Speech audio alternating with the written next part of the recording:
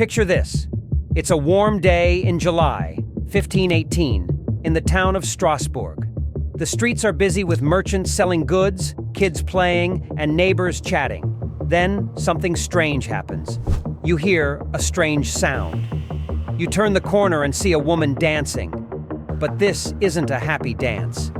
Her face looks twisted, her feet are bleeding, and she's moving like she can't stop. Over the next few days, hundreds of people join her. They can't stop dancing. Some even died from dancing. What could cause this? A curse? A sickness? Or something even stranger? Today, we're uncovering the truth about one of history's weirdest mysteries, the dancing plague of 1518. Let's find out what really happened. It's a hot day on July 1518 in Strasbourg, which is now modern-day France.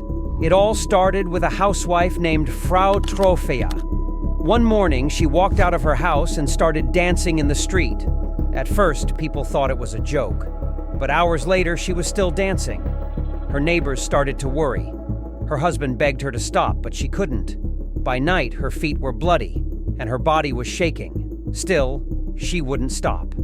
The next morning, it got even stranger. Frau Troffea rested for a few hours, then started dancing again. Within days, about 30 people ended up joining her. Nobody could explain it.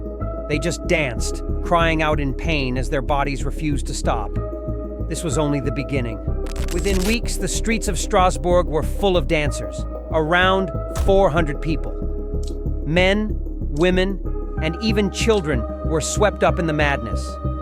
Imagine watching your neighbor collapse from exhaustion, only to get up and keep dancing. Some people danced until their hearts gave out. At the peak of this nightmare, up to 15 people were dying every single day. The town leaders didn't know what to do. They called in doctors, but the doctors had no answers. They said the dancers had hot blood, meaning their bodies were overheating and making them go crazy. Their solution? Make them dance even more. That's right, the city hired musicians and built stages, thinking that letting the dancers burn off their energy would cure them. Instead, it made things worse. More people joined in, and the deaths kept rising. What was going on? To understand this madness, we need to look at life in Strasbourg in 1518. It wasn't easy. For years, the town had suffered from famine. Crops failed, again and again, leaving people hungry and desperate. Diseases were everywhere. Smallpox and leprosy filled the orphanages with sick children. The streets were filthy, full of waste and garbage. The water was dirty and made people sick. And on top of all that, the church preached that every disaster was a punishment from God. People were scared. They believed that their sins were causing all this suffering. With so much fear and stress, it's no wonder the townspeople were on edge. Could this pressure have pushed them into a mass panic? When nothing else worked, the town turned to religion for help.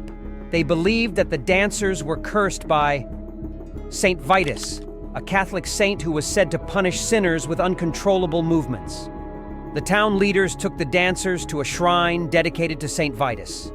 There, priests gave them small crosses to wear and red shoes coated with holy oil.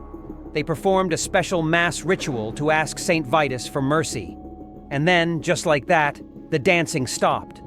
But was it the saint's help? Or were the dancers simply too exhausted to continue? The truth may never be known. Historians and scientists have spent years trying to explain the dancing plague. So far, they've come up with a few theories. One theory is ergot poisoning.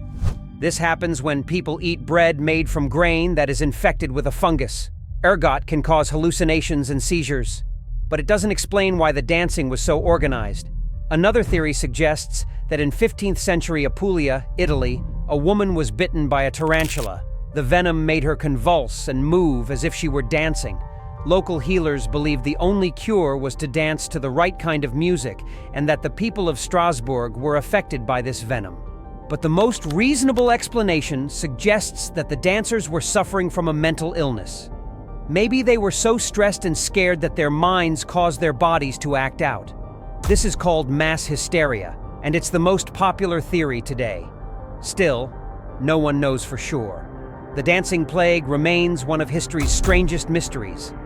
The dancing plague of 1518 wasn't just a weird event, it was a window into the human mind. It showed how fear and stress can take control of a whole group of people. Even now, we don't fully understand what happened. Was it a curse, a sickness, or just the power of the mind? One thing's for sure, the people of Strasbourg lived through something extraordinary, and their story reminds us to stay curious about the mysteries of our past. So, what do you think? Could something like this happen again? If you found this story fascinating, hit the like button and subscribe for more mind-blowing mysteries. Who knows? Maybe in the next mystery, we will uncover something even stranger.